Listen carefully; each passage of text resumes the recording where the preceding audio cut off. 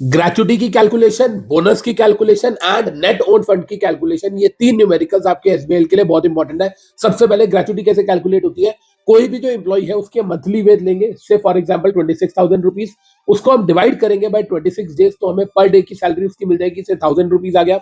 Into 15 करेंगे तो 15 days की उसकी सैलरी आ गई।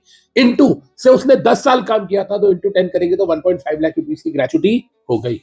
एनबीएफसी के नेट ओन फंड्स कैसे कैलकुलेट होते हैं, सबसे पहले हम एक एनबीएफसी के ओन्ड फंड्स निकालेंगे।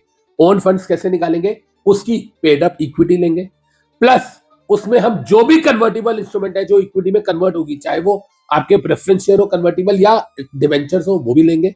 उसके अलावा हम उसमें ऐड करेंगे उसके reserve, free reserve, capital reserve and security premium. उसमें जो रिवैल्यूएशन रिजर्व है वो हम नहीं लेंगे। एंड हम माइनस करेंगे जो भी हमारे एक्यूमुलेटेड लॉसेस होते हैं, या जो भी हमारी इनटेंजिबल एसेट्स होती हैं, या जो भी हमारे डेफर्ड एक्सपेंसेस होते हैं। इसको लिख लेना आप साथ में। ये सब चीजें आप करेंगे तो आपके क्या आ जाएंगे, आपके आ जाएंगे ओन्ड फंड्स। अब मान लो हमारे ओन्ड फंड्स आ गए 500 करोड़ रुपए के, लेकिन हमें तो क्या निकालना है, हमें तो नेट ओन्ड फंड निकालना है। अब इस ओन्ड फंड में से हमें कुछ माइनस करना पड़ेगा। क्या, जो इन्वेस्टमेंट हमने करी है किसी सब्सिडरी या एसोसिएट कंपनी में, वो माइनस करनी पड़ेगी, लेकिन टोटल इन्वेस्टमेंट माइनस नहीं करनी। क्या करना है, हमारे जो ओन्ड फंड्स आया 500 करोड़ के, उसका 10% तक हमें अलाउड होता है इन्वेस्ट करना। अगर उससे ज्यादा हमने किया है तो वो हमें माइनस करना पड़ता है। अब मान लीजिए कि हमारे जो ओन फंड्स है वो 500 करोड़ आए हैं और उसका 10% हो गया 50 करोड़।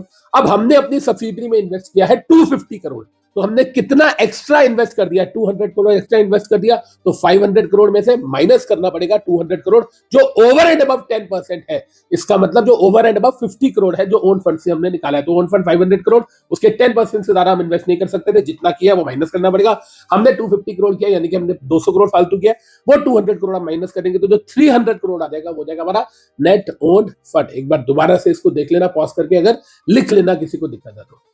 बोनस उस पर्सन को मिलता है जो ऑर्गेनाइजेशन में काम कर रहा है और जिसकी सैलरी 21,000 रुपीज पर मंथ से ज्यादा नहीं है। मतलब मिस्टर ए की सैलरी है 16,000 rupees per month, mister B की सैलरी है 26,000 रुपीज पर मंथ। 26,000 वाले को बोनस नहीं मिलेगा, 16,000 वाले को मिलेगा। अब बात आती है कि बोनस की कैसे कैलकुलेशन होगी। तो जो उसकी एक्चुअल सैलरी है 16,000 रुपीज, अभी उस पर कैलकुलेशन नहीं होगी। कैसे होगी, सुनिए। 7,000 रुपीज का एक अमाउंट है जो लॉ में प्रिस्क्राइब है, या मिनिमम वेजेस जो आपके एरिया में गवर्नमेंट ने प्रिस्क्राइब करी हुई है, उन दोनों में से विचएवर इज हायर, पहले तो वो चूज करेंगे। यानी कि मान लेते हैं कि मिनिमम वेजेस गवर्नमेंट ने 5,500 रुपीज बताई हुई है पर मंथ, या 7,000, इसमें से हायर कौन सा है, 7,000, वो वाला अमाउंट लिया। फिर 7,000 या जो आपकी एक्चुअल वेज है कितनी, 16,000, विचएवर इज लोअर, लोअर क्या है 7,000। तो इस पे हम कैलकुलेट करेंगे बोनस, जो कि मंथली बेसिस पे कैलकुलेट होता है, और 8.33% पर मंथ से कम का बोनस नहीं मिलता और 20% पर मंथ से ज्यादा का बोनस नहीं मिलता। Thank you, love you guys.